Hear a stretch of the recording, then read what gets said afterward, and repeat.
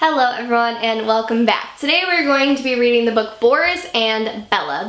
I like to read this book around Halloween time, but it's a really great book about friendship. So at the end of this you can leave a comment down below or in Google Classroom telling me what you think this book has to do with friendship. That's the only hint I'm giving you. Alright, Boris and Bella. Bella Lugosi was the messiest monster in Booville. Her slime was the slimiest. Her grime was the grimiest. Her piles of lizard gizzards blocked the doorways, and her stacks of snake tails overflowed the counters. None of the other monsters could stand Bella's mess, so Bella lived by herself. Boris Clean-It-Off was the tidiest monster in Booville. He vacuumed his vampire bats, dusted his spider webs, and polished his pythons daily. No one could stand Boris's persnickety ways, so Boris lived alone. Bella and Boris were neighbors. They did not get along. I wonder why. "Clean up those crusty old cauldrons. I'm sick of your cluttered yard," Boris would shout. "Can't you stop those bewitched broomsticks from sweeping? They're driving me batty," Bella shouted back. And so it went, day in and day out. When Bella had a barbecue, she did not invite Boris.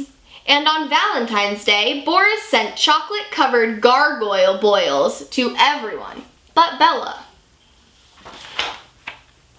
Then came Halloween. "I think I'll have a Halloween party," said Bella. She made a long guest list, with everyone on it but Boris. When Boris heard about Bella's party, he decided to have his own. Who needs Bella's stupid shindig, he thought. He invited everyone but Bella. Both monsters mailed their invitations and both waited for the replies. "I'm not coming to your party," Frankenstein said to Bella. "Why not?" Bella shouted.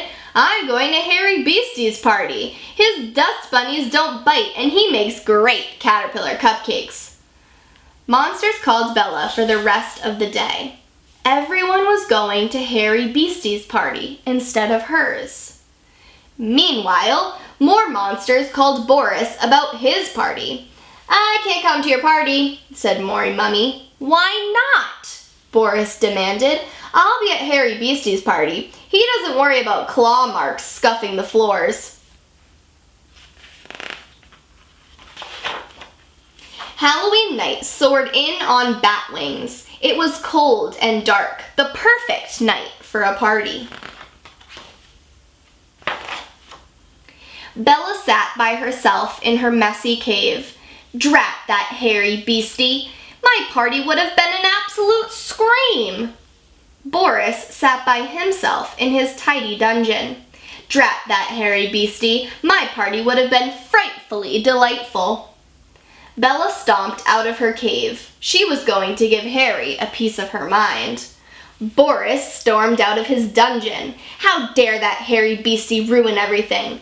"Out of my way!" yelled Bella. She pushed Boris aside and tromped into the party, tracking mud all over. "You get out of my way!" demanded Boris. He pushed Bella back and wiped his feet on the mat. "Where's Harry?" both monsters yelled. That's a mood. The guests couldn't hear them. They were too busy shrieking and screeching. "Humph," said Bella. "Humph," said Boris. Bella and Boris wandered over to the buffet.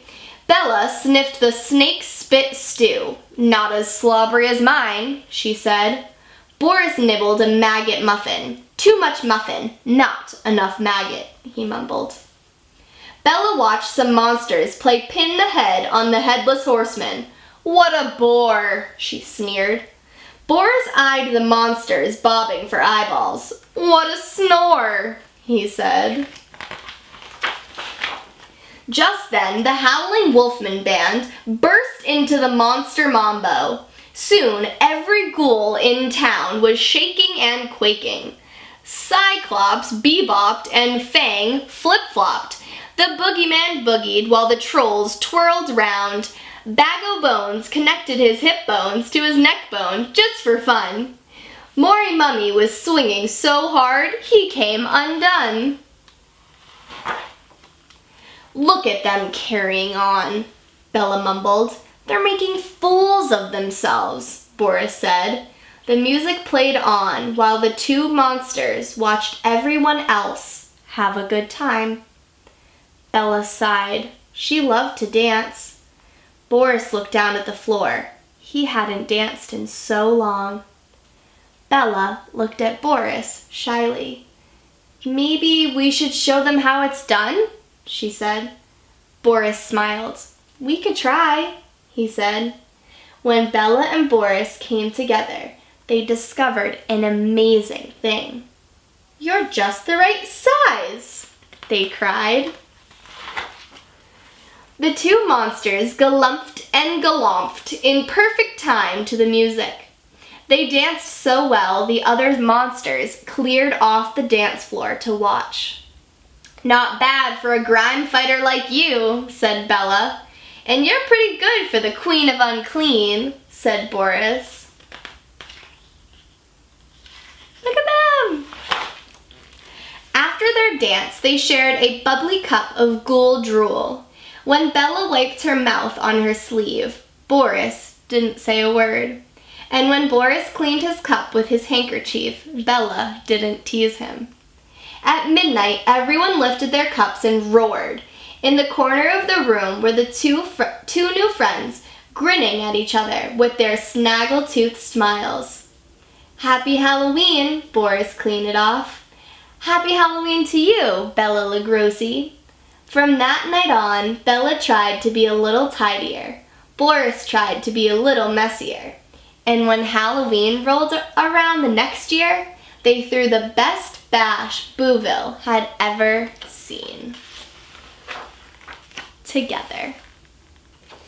Woo! I love that one. Okay, please leave a comment somewhere, Google Classroom, YouTube comments, wherever you would like, about why you think this book is about kindness and friendship.